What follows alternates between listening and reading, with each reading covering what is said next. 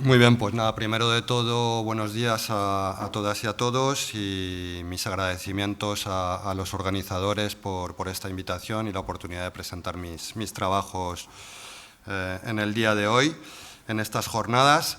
Mi presentación, como lo he comentado ayer, versa sobre la situación en Europa, pero en vez de hacer una presentación descriptiva de los diferentes sistemas jurídicos europeos, que eso fue en concreto el trabajo de mi tesis doctoral, que ya tiene cierta antigüedad, he decidido más bien llevar a cabo una especie de reflexión, conceptualización, que trata de explicar desde una perspectiva jurídica, pero no solamente, la situación que vivimos actualmente en diferentes contextos europeos.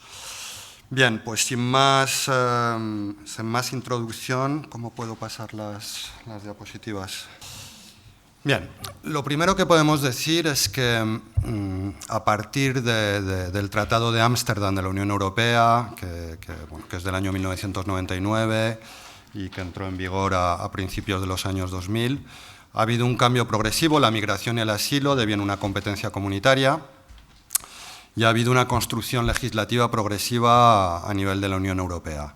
Ya hay varios instrumentos, en concreto el Código de Fronteras de la Unión Europea, un reglamento, el Código de Visados, el Reglamento Dublín, que es muy conocido también por sus efectos perversos. Pues bien, todas estas normas lo que han provocado, hablamos de normas, o sea, aunque sea 2001, el Código de Fronteras, el primero se aprueba en 2006, luego hay una modificación en 2016, el de visados es de 2009. O sea, hay una progresiva construcción legislativa que lo que provoca es que se cierran, no completamente, pero casi completamente, las vías de lo que llamamos migración regular. Y curiosamente, este derecho restrictivo que intenta controlar los flujos, lo que provoca es exactamente lo contrario. A partir de finales de los años 2000 y sobre todo durante la década de los 2010 y en continuidad también de toda una serie de situaciones geopolíticas y conflictos, principalmente el de Siria, como sabéis, empieza a haber un incremento fuerte de las llegadas de migrantes al territorio de la Unión Europea. Entonces, estas personas, y en ausencia de vías de migración regular, toman las rutas clandestinas de migración y se encuentran, cuando llegan a este territorio, que prácticamente solo tienen dos opciones para poder existir jurídicamente en el territorio de la Unión Europea. Y estas dos opciones, estas dos posibilidades, estas dos categorías están relacionadas con la vulnerabilidad.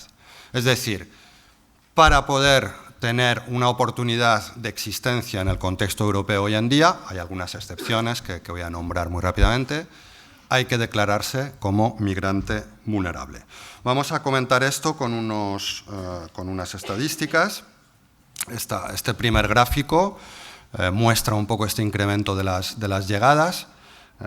Vemos sobre todo en la cuarta línea, el año 2015, como existe un pico muy importante de llegadas de migrantes, más de 1 millón de personas a la Unión Europea, con Grecia como principal punto de entrada.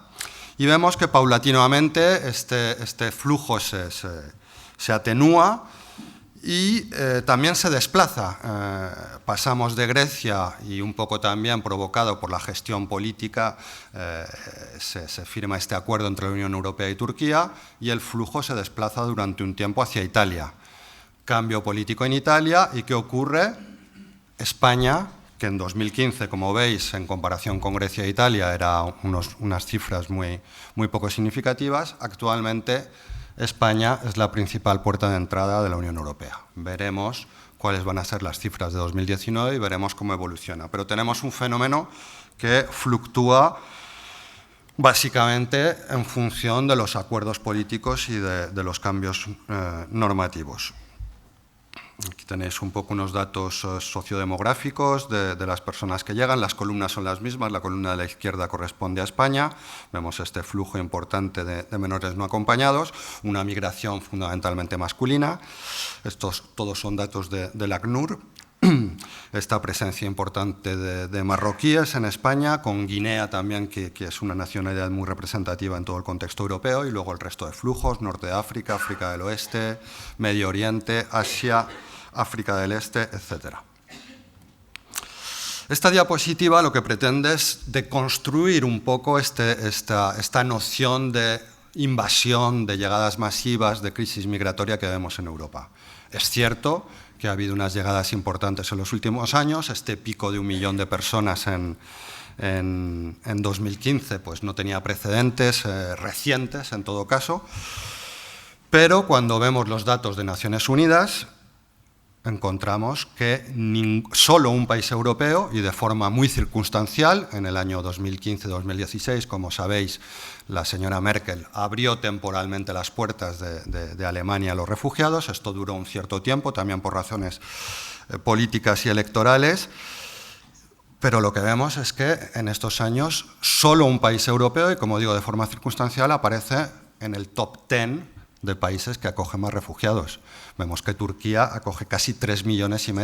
Vemos que un país pequeñísimo como Líbano, que debe tener unos 4 millones de habitantes, acoge 25% de refugiados entre su población. En definitiva, crisis migratoria, llegadas importantes, pero hay que matizar si realmente Europa está acogiendo tantos refugiados como se pretende.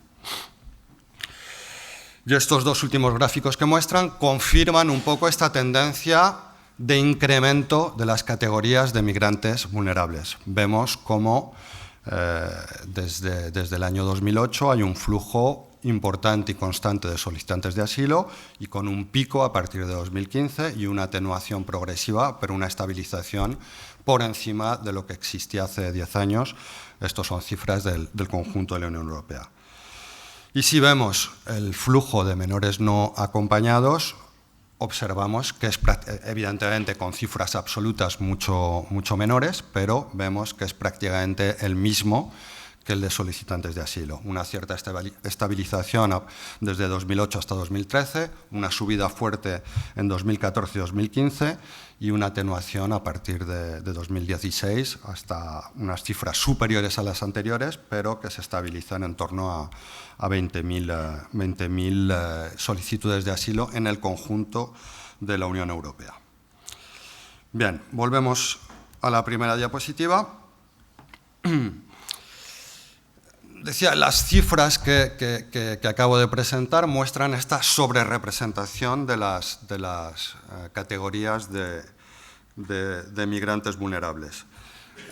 Migrantes vulnerables que, como digo, es casi la única oportunidad que tienen, o sea que lo sean o no, digamos que las personas que llegan a las fronteras de la Unión Europea van a tener que adaptarse a estas posibilidades jurídicas existentes si quieren tener una oportunidad de regularizar su situación y de vivir establemente en Europa. Protección a su vulnerabilidad que les ofrece el derecho internacional, no exactamente ni los derechos, ni el derecho en la Unión Europea ni los derechos domésticos. Bueno, el derecho en la Unión Europea y los derechos domésticos aplican convenciones de derecho internacional que protegen a los refugiados por un lado y a los menores no acompañados bajo la interpretación de la Convención de Derechos del Niño de Naciones Unidas por otro lado. Pero al mismo tiempo este elevado volumen cuantitativo de solicitudes de protección conlleva una reacción por parte de los estados que se ocupan. Entonces, ¿qué se hace? Pues lo que hacen los estados es establecer mecanismos de control y básicamente mecanismos de control de esta vulnerabilidad. Usted se declara vulnerable, yo quiero comprobar que usted es vulnerable verdaderamente.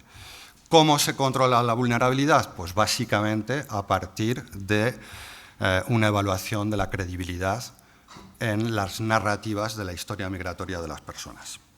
Entonces, la hipótesis que podemos formular es si este sistema, que supuestamente tiene que proteger a las personas vulnerables, favorece esta protección de los vulnerables o más bien de las personas que consiguen adaptarse a las condiciones que impone el sistema para ser reconocido como tal. No sé si me explico. Bien, lo intentaremos ir viendo poco a poco con diferentes ejemplos de campo, pero una primera reflexión que podemos llevar a cabo ya, y esto no soy yo quien lo digo, son multitud de colegas que llevan a cabo estudios de psicología clínica, no es mi especialidad, yo soy jurista, un jurista que se mezcla con las ciencias sociales, pero en psicología tengo muchas carencias, pero lo que dicen todos estos colegas psicólogos es que el trauma, la experiencia traumática, que es lo que se está pidiendo narrar a estas personas y probar a estas personas, es incompatible precisamente con esta narración. La reacción que tiene una persona ante una situación traumática es ocultarla, callarla o no poder, en todo caso, verbalizarla. Entonces, lo que estamos pidiendo es que se verbalice y de forma muy precisa y de forma coherente esta experiencia traumática.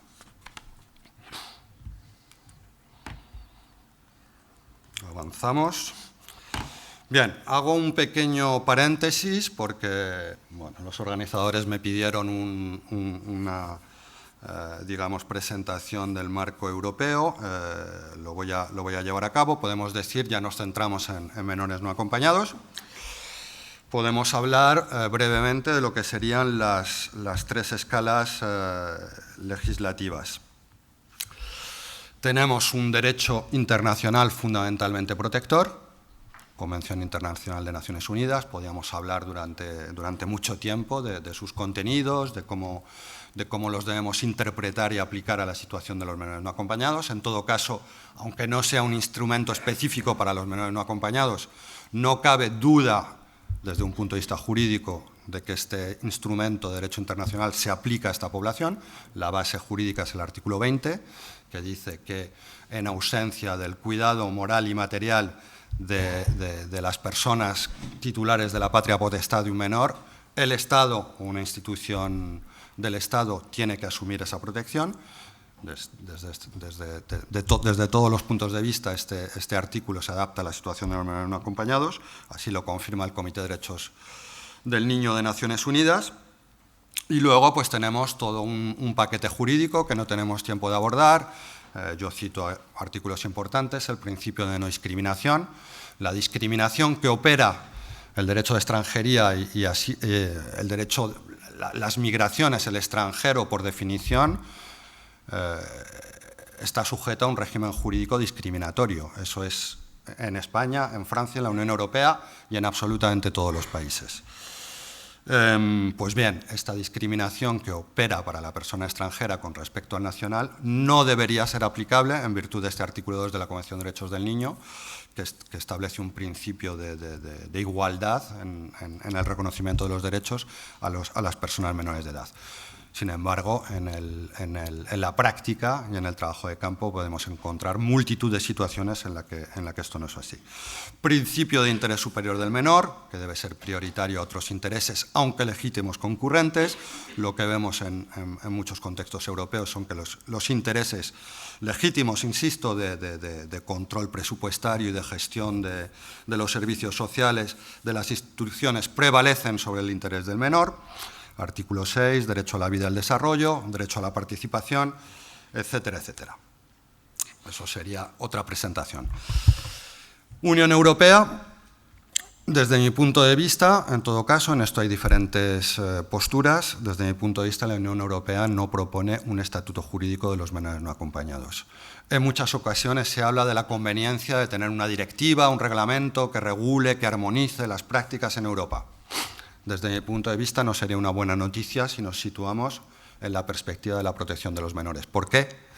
Porque la Unión Europea tiene competencias, como le hemos dicho, desde Ámsterdam, en materia de inmigración y asilo, pero no tiene competencias en materia de protección de la infancia. O sea que si creamos un instrumento a nivel de la Unión Europea relativo a los menores no acompañados, hay una fuerte probabilidad de que sea un instrumento que priorice la dimensión extranjería con respecto a la dimensión protección de la infancia. Y en cuanto a los derechos nacionales, pues encontramos esta doble vertiente. Por un lado, la mayoría de los estados de la Unión Europea que aplican el derecho común de protección de la infancia, lo que sería aquí en España la Ley Orgánica de protección jurídica del menor, en Francia diferentes artículos del Código Civil, el Código de Acción Social y de las Familias, en Italia sería el Código Civil también. En definitiva, un derecho de protección de la infancia que no ha sido creado específicamente para los menores no acompañados, pero que se adapta en los diferentes contextos. Y, por otro lado, las normas específicas que existen, es el caso aquí en España con la ley y el reglamento de extranjería, abordan la cuestión de los menores no acompañados, pero desde una perspectiva de extranjería, dando un foco a la dimensión de extranjero. Bueno, este mapa nos llevaría también tiempo desarrollarlo, muy rápidamente comentar las diferentes tendencias. Bueno, primero decir que estos 4 estados que se presentan en el gráfico constituyen, en cierto modo, la excepción al modelo dominante de la Unión Europea, que es un modelo fundamentalmente basado en el asilo. ¿Qué quiere decir? Quiere decir que en Reino Unido, en Alemania, en los países escandinavos, en los países del este de Europa, en los países del sudeste del Mediterráneo, o sea, en los nuevos Estados miembros de las ampliaciones de los años 2000, para, cuando se es menor acompañado, si se quiere tener un acceso a la protección de la infancia, este acceso a la protección de la infancia está sujeto a la posibilidad de depositar una solicitud de asilo. Es decir, asilo y protección están completamente vinculados. Y tenemos estos 4 países, principalmente España y Francia, en menor medida Italia y Bélgica. Italia estaba al mismo nivel que España y Francia hace unos años, pero evoluciona hacia un modelo mixto asilo protección de la infancia directamente en virtud de la situación de la categoría menor no acompañado, es decir, en virtud de que es una persona en situación de desamparo porque sus padres o tutores no están presentes sobre el territorio nacional. Como digo, estos países permiten una aplicación directa del artículo 20 de la Convención de Derechos del Niño, es decir, el menor está solo, los titulares de la patria potestad están ausentes de forma provisional o definitiva, el Estado o una institución pública tiene que asumir su protección. Entonces vemos tendencias que convergen, tendencias en las que existen diferencias. Podríamos hablar de la determinación de la edad. Entiendo que en España, aunque hay diferencias entre las comunidades autónomas, hay una prevalencia de las pruebas médicas en este proceso. En Francia, sin embargo, no sé si tendré tiempo, pero intentaré abordar, se está construyendo, bueno, lleva ya años aplicándose un sistema que se asemeja fuertemente al modelo de los solicitantes de asilo, es decir, son entrevistas completamente subjetivas, realizadas por los servicios de protección o por entidades delegadas, que buscan evaluar la coherencia del discurso del menor para decidir si es menor de edad o no. Tenemos el tema de la tutela, que podríamos comparar con diferentes modelos, tutelas públicas administrativas, que son delegadas, como es el caso en España, a las comunidades autónomas. En Francia son los departamentos, lo que sería el equivalente de las diputaciones aquí. En Italia son los municipios. Y tenemos modelos como el de Bélgica, en que son entidades privadas, pero bajo financiación pública. O sea que al final, que sea un modelo de tutela privada, que sea un modelo de tutela pública, el mismo problema surge, es decir, es que se lleva a cabo el ejercicio de esta tutela de forma completamente independiente y en el interés del menor. Por eso yo creo que en España también ha habido una evolución hace unos años, creo que sigue todavía vigente, muy positiva en ese sentido, creando la figura del defensor del menor en los casos en que pueda haber un conflicto de interés del menor con su tutor. Figura que por el momento no tenemos en Francia, por ejemplo. Y finalmente llegaríamos a un apartado, voy muy rápido, lo siento, pero me quiero centrar en otros aspectos, relativo a las soluciones duraderas. Con estos modelos, algunos países que practican repatriaciones forzosas, otros que no las practican, y un sistema de regularización, de obtención de permisos de residencia, que sea durante la minoría de edad o solamente a la mayoría de edad, como es el caso en Francia, que básicamente lo que converge es que hay siempre elementos objetivos, que es el tiempo de permanencia en el sistema de protección o la edad de llegada al sistema de protección, criterio objetivo al cual se añaden criterios de apreciación más subjetiva o discrecional, como puede ser el aprovechamiento escolar, el grado de integración en el país, la existencia de lazos familiares, o sea, de tener lazos con la familia o no, etcétera, etcétera. En definitiva,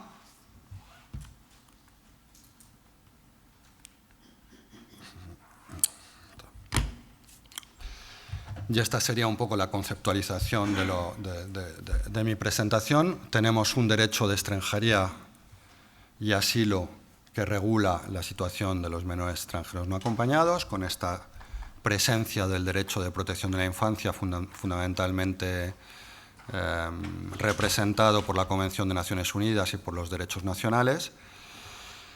Un derecho que es fundamentalmente disuasorio y destinado a desalentar y obstaculizar los intentos de emigrar y establecerse en el territorio de la Unión Europea, y frente a este derecho restrictivo y securitario, y sobre todo su aplicación práctica, los migrantes, incluidos los menores migrantes, deben desarrollar estrategias para recuperar su autonomía en la toma de decisiones y poder lograr sus aspiraciones.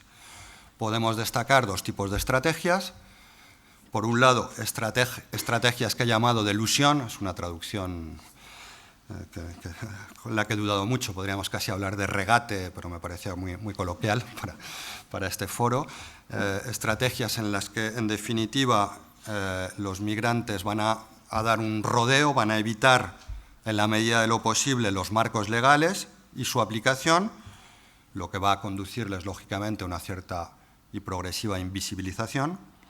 Y tenemos, por otro lado, estrategias de adaptación al marco legislativo, en las cuales los migrantes van a utilizar las pequeñas grietas, las posibilidades exiguas que este marco les permite en diferentes etapas y temporalidades, elección de una u otra categoría, cambios en la identidad, adaptación narrativa a los criterios exigidos, etcétera, etcétera.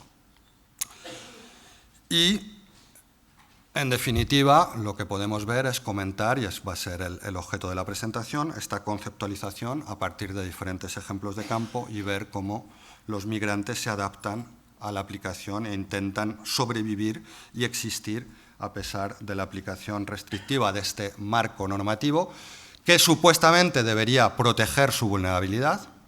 Está creado para proteger su vulnerabilidad, pero que vamos a ver que en vez de proteger la vulnerabilidad, en muchos casos lo que hace es acentuarla. Perfecto. Bueno, en primer lugar podemos hablar del viaje migratorio. Y ahí vamos a ver que los menores migrantes ya van a encontrar obstáculos jurídicos a los que van a tener que hacer frente. Puede ser cambios de estatuto jurídico entre los diversos países que van a atravesar, puede ser la necesidad de obtener documentos de viaje, etcétera, etcétera. Podéis leer esta cita de un menor que en el momento de su viaje tenía 11 años y cómo para atravesar fronteras ya tiene que llevar a cabo toda una serie de estrategias de adaptación al marco normativo. Pero paso rápido esta parte para centrarme en lo que yo llamo territorios fronterizos y posfronterizos. Y cómo, digamos, al llegar a estos territorios fronterizos y posfronterizos, o incluso fronteras internas de la Unión Europea, el migrante va a encontrar toda una serie de dificultades y toda una serie de obstáculos para los cuales va a tener que desarrollar determinadas estrategias. Podemos comenzar por hablar de la situación en los territorios posfronterizos de Ceuta y Melilla. Pues, tuve oportunidad de llevar a cabo un trabajo de campo apoyado por una de las doctorandas de mi centro de investigación, Oriana Philippe, que había llevado a cabo una etnografía impresionante en la ciudad de Ceuta durante varios meses, lo cual me permitió un acceso directo al trabajo de campo en un tiempo muy reducido. Y primero lo que hay que decir es que Ceuta dispone oficialmente, y es sabido, de un centro para menores no acompañados, La Esperanza, que tiene capacidad de 150 plazas y que está, en principio, permanentemente saturado. Centro que tiene un largo historial, por otra parte, de denuncias, de abusos, de condiciones de acogida inadecuadas, Defensor del Pueblo y a nivel internacional el Comité de Derechos del Niño de Naciones Unidas, recientemente, en 2018, ha expresado su profunda preocupación por las condiciones de acogida y alojamiento negligentes de los menores en las ciudades de Ceuta y Melilla. Esta foto que podéis ver es de este centro de acogida para menores. Evidentemente a mí no me han dejado meter las narices ahí dentro, es un chaval que estaba ya acogido que me ha pasado la foto, ¿no? Entonces, básicamente, los menores que llegan a Ceuta, en concreto, evidentemente no quieren quedarse en este centro, lo que quieren es poder continuar su viaje, llegar a España peninsular o continuar su viaje hacia otro país europeo. Entonces, encontramos dos grupos de menores fundamentalmente y dos tipos de estrategias. Tenemos primero los adolescentes marroquíes, probablemente muchos de ellos los que luego vosotros encontráis en los diferentes aquí en la Comunidad del País Vasco y en otras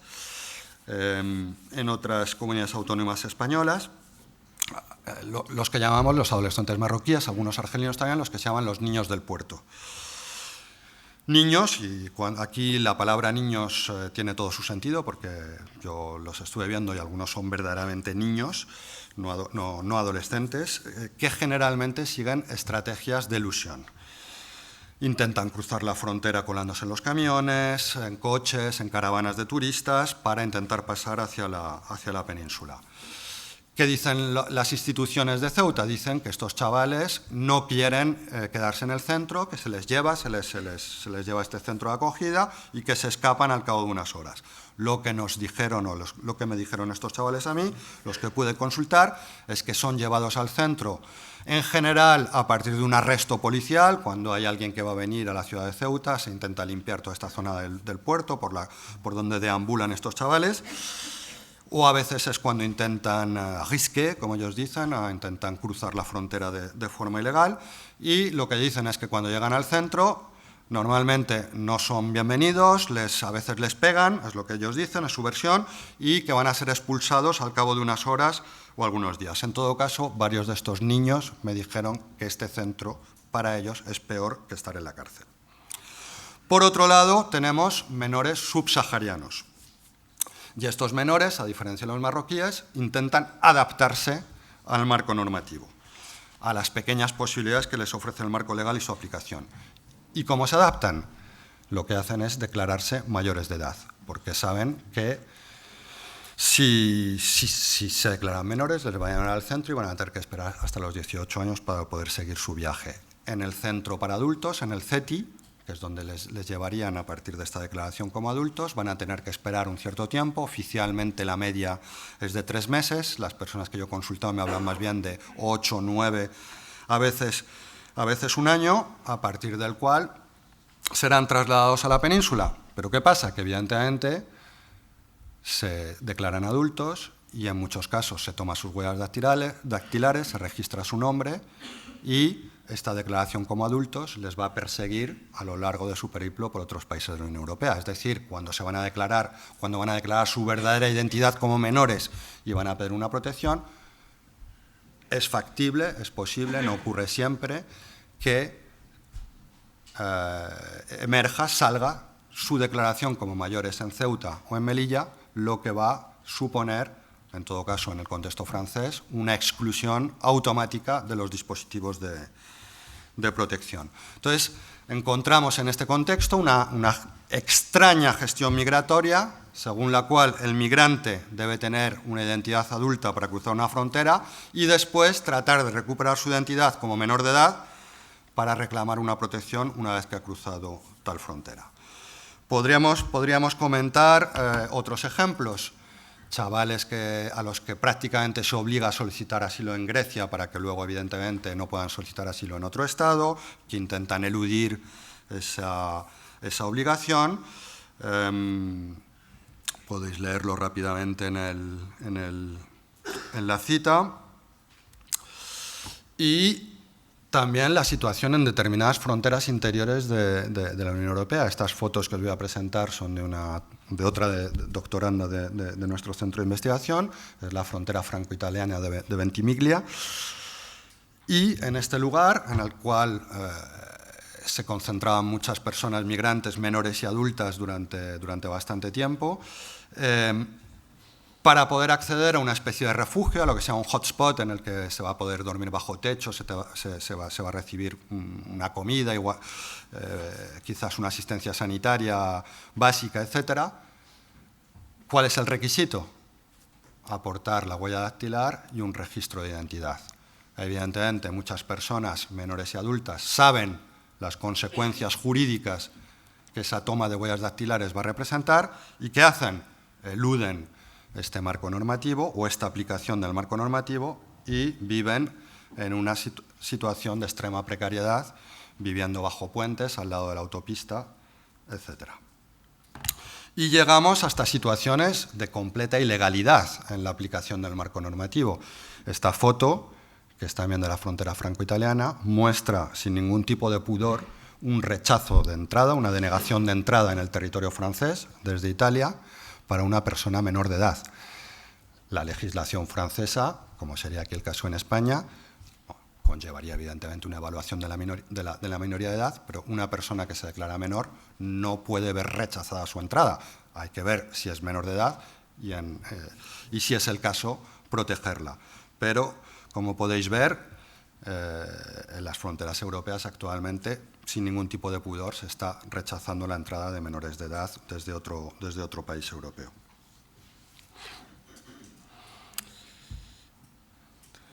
Bueno. Me quedarían unos 15 minutos aproximadamente para abordar, voy a centrarme ya un poco más, hemos visto un poco de forma muy somera el viaje migratorio, nos hemos detenido un poco más en la situación en fronteras externas, territorios postfronterizos y fronteras internas de la Unión Europea, viendo digamos, esta dicotomía entre aplicación del marco normativo, generación de vulnerabilidad y estrategias migrantes.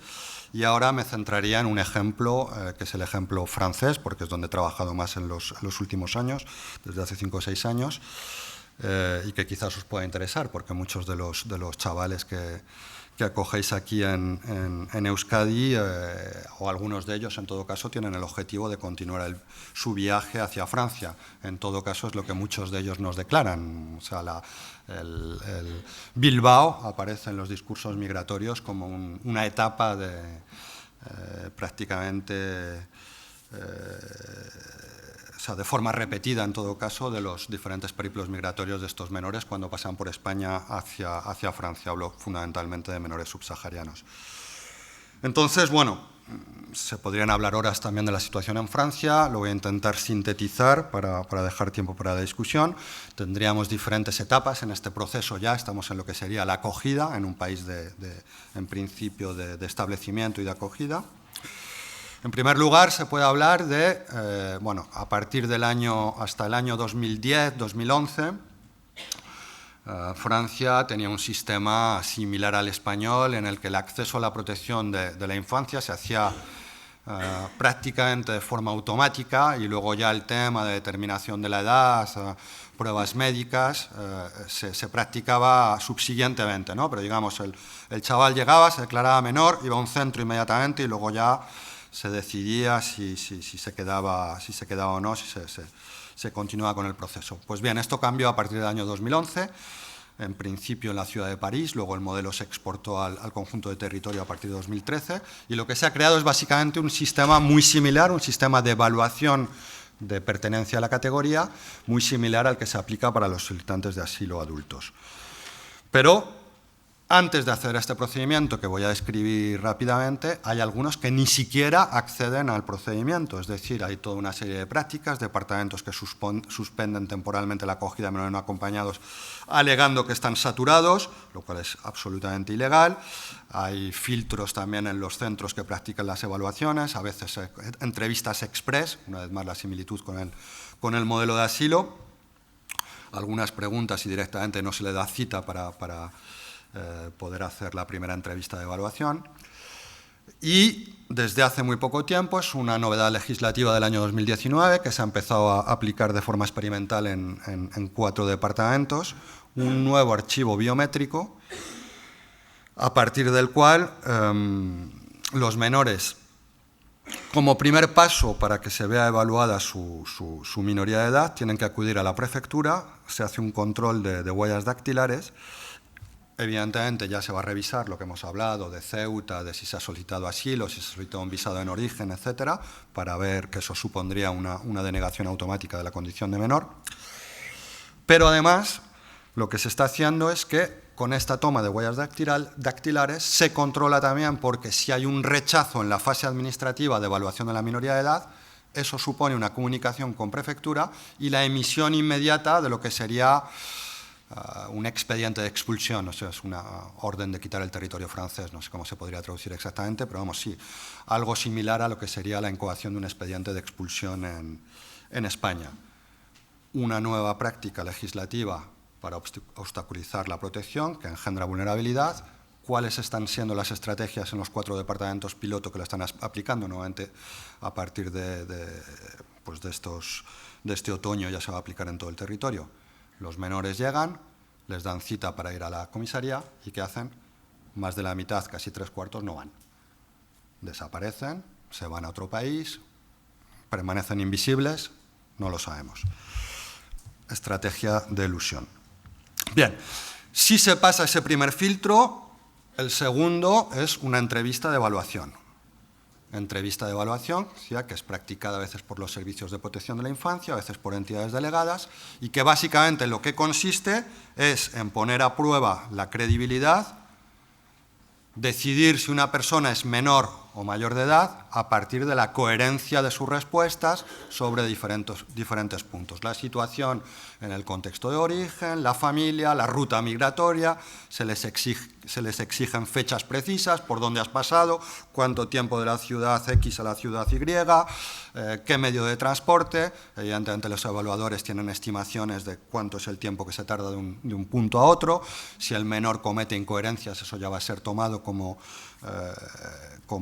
índice de que el menor está mintiendo en cuanto a esos datos, y eso puede implicar un rechazo de la condición de menor, etcétera, etcétera. Bien, os lo puedo una vez más ilustrar con unas citas en las que podéis ver qué tipo de elementos, qué tipo de criterios de valoración se están utilizando, en cierto modo, para decidir si una persona es menor de edad o no. Y a esta anécdota, que bueno, es un poco caricatural, si queréis, de las gafas, pero que no es la primera vez. Ha habido, ¿cómo se dice?, digamos, como las transcripciones de entrevistas de evaluación en la que se hace referencia a maquillaje en chicas, a, bueno, evidentemente, cuestiones de pilosidad, etcétera. Pero digamos, a partir de estos criterios absolutamente visuales y que ponen además en una situación de estrés muy importante a los menores, lo que podemos observar, y es lo que ilustra muy bien esta cita, es que finalmente, y vuelvo a la hipótesis que formulaba al principio de la presentación, el hecho de tener los recursos para prepararse para esta entrevista, preguntar a otros pares, preguntar a una asociación, qué me van a preguntar, qué me van a decir, qué tengo que decir, qué es lo importante, supone unas no garantías, pero unas probabilidades más altas de que la persona sea reconocida como menor no acompañado. Entonces, finalmente, ¿qué está consiguiendo este sistema? Se está protegiendo a los verdaderamente vulnerables, que se van a ver impresionados por una batería de preguntas y una situación de estrés, y que van a responder con monosílabos, van a cometer errores, o se está favoreciendo más bien a un chaval, y como digo, mejor para él, que además le va muy bien ahora, que tiene recursos, que había tenido ya una situación en la que había tenido que vivir solo en el país de origen, que había tenido un viaje en el que había desarrollado sus recursos también, y que finalmente, cuando llega al país de acogida, se informa, busca las claves, la información necesaria para adaptarse a lo que le está exigiendo el marco normativo. Bueno, estos serían unas resoluciones tanto de París como del departamento de la Vienne, que es donde yo estoy basado, en Poitiers, que muestran también la ausencia de argumentación jurídica de estas decisiones administrativas, y esto nos está llevando en Francia, no sé cuál será la situación aquí en Euskadi, pero nos está llevando en Francia a dar quizás unas estadísticas. Las últimas estimaciones, porque las cifras oficiales solamente se publican las de menores reconocidos como tales, pero las últimas estimaciones aportadas por la Asamblea de Departamentos franceses, es decir, los departamentos encargados de la acogida, nos hablan de 54.000 solicitudes de personas que se declararon menores no acompañados en el año 2017. 54.000 personas llegaron a Francia y se declararon como menores no acompañados, de las cuales alrededor de 17.000 fueron reconocidas como tales. Es decir, entre 70 y 75% de las personas que se declaran menores no acompañados en Francia son rechazadas a nivel administrativo o judicial. Evidentemente, eso genera una situación de precariedad absoluta, o sea, chavales que devienen invisibles o que se encuentran simplemente en situación de calle, intentando sobrevivir, o progresivamente lo que está ocurriendo, no sé si tenéis la misma situación aquí, es la sociedad civil, algunas asociaciones, pero sobre todo la sociedad civil, que se está organizando para acoger a estos chavales, redes de familias, acogidas informales para institutos de formación privados que les están dando acceso a una escolaridad y que están, en cierto modo, ¿cómo decirlo?, absorbiendo, digamos, esta decisión institucional de no acoger o de acoger a una parte muy limitada de estas personas en los servicios de protección. Si no existiese esta respuesta de la sociedad civil, no quiero ni pensar la situación en la que estaríamos viviendo actualmente en Francia. Bien, esto muestra también la capacidad de estas fotos de los menores para, bueno, es un poco toda mi tesis, cómo los menores son vulnerables a partir de su experiencia y de la aplicación del marco normativo, pero esta vulnerabilidad no es incompatible con una capacidad de resiliación, de adaptación, de agencia, que les lleva, pues, a luchar por sus derechos. Esta es una manifestación en París en contra de las pruebas médicas y de las pruebas de evaluación de la minoría de edad, chavales que luchan también para que se les escolarice en París, etc. Bien, muy rápidamente, porque casi no me queda tiempo, decir que cuando se pasan estos filtros, cuando por fin llega la buena noticia del reconocimiento de la minoría de edad y del acceso a la protección, procedimiento que puede durar mucho tiempo, una vez más una similitud con los solicitantes de asilo adultos. En ocasiones puede durar 6 meses, 9 meses, 1 año, si vamos a fase judicial. Yo he visto casos de más de 2 años. Pues finalmente, cuando llega la buena noticia, ¿todo es de color rosa? No. Todavía vuelve a haber obstáculos jurídicos y administrativos. En concreto en Francia, y esto espero que no sea una práctica que se exporte a otros territorios, porque a veces las malas prácticas circulan rápidamente, se ha establecido también un sistema de repartición territorial de la acogida. ¿Por qué no? Es cierto que anteriormente había una concentración en París, en Marsella, en Lyon, en Burdeos, y eso provocaba problemas de saturación, etcétera.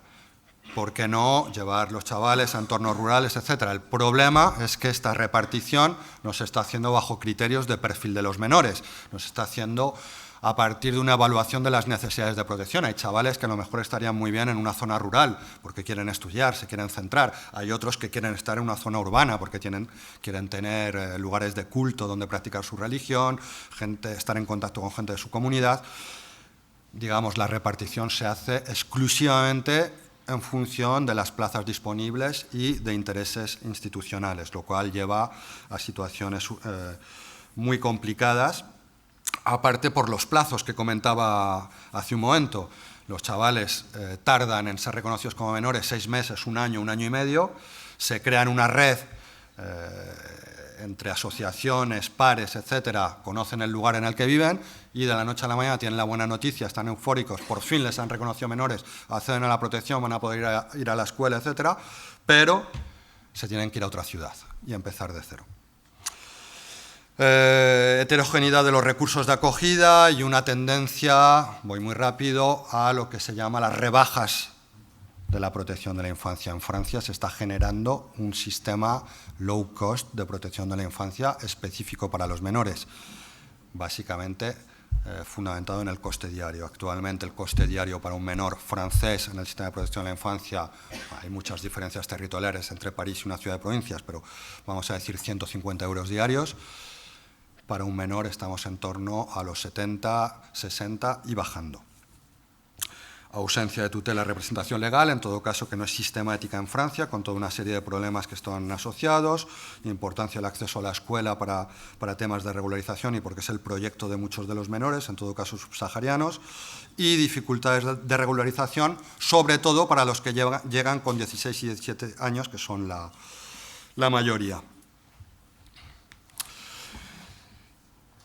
Bueno, aquí unas nuevas citaciones en el sentido de bueno, pues que finalmente vuelvo a la hipótesis de cómo los menores se tienen que buscar la vida para acceder a la escuela ellos mismos o para formaciones profesionales, lo que se llaman formaciones de aprendiz, que son las más utilizadas con los menores en Francia, que es una formación mixta con trabajo y escuela. Y cómo son ellos, y no estos ya reconocidos menores, son ellos los que tienen que pues, hacer toda una serie de gestiones o para que les paguen o para encontrar a una empresa, un trabajador autónomo que les dé la oportunidad de hacer las prácticas que requiere su formación. Y cómo incluso cuando lo encuentran, que es lo que expresa esta cita, a veces los servicios de protección incluso obstaculizan las gestiones realizadas por los menores. Concluyo. Bien, pues bueno, va a ser una conclusión casi reiterativa de lo que se ha dicho. Tenemos un derecho migratorio que se contrapone en una especie de juego entre el gato y el ratón a las estrategias de los migrantes, pero un gato que en este juego tiene todos los poderes y las reglas a su favor. Los migrantes tienen que buscar las pequeñas como ratoncillos para poder sobrevivir y para poder salir adelante, y muchos de ellos salen por fortuna.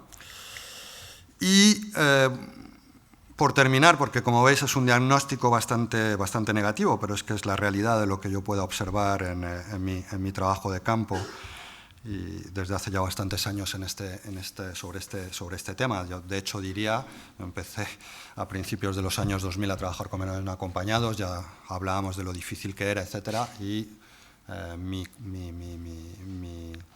mi balance es que en el 2019 estamos mucho peor de lo que estábamos hace 15 años. Entonces, ¿qué se puede hacer? ¿Cómo podemos terminar con una nota positiva? Pues trabajar para, a pesar de todos estos obstáculos, ayudar a los chavales a lograr su máxima aspiración, que básicamente no es otra que reconstruir una vida ordinaria, como podéis ver en las nuevas citas que presento. Entonces, esta vida normal, esta vida ordinaria, esta capacidad que tienen los menores para renacer, para seguir construyéndose a pesar de los obstáculos, creo que es lo que debemos fomentar y sobre lo que debemos trabajar. Hay que positivizar digamos, las experiencias migratorias de estos chavales, hay que positivizar lo que ellos nos aportan, hay que positivizar su capacidad para aportar a la sociedad e incluso a sus propios países de origen, y creo que es en lo que debemos trabajar en lo sucesivo. Muchas gracias.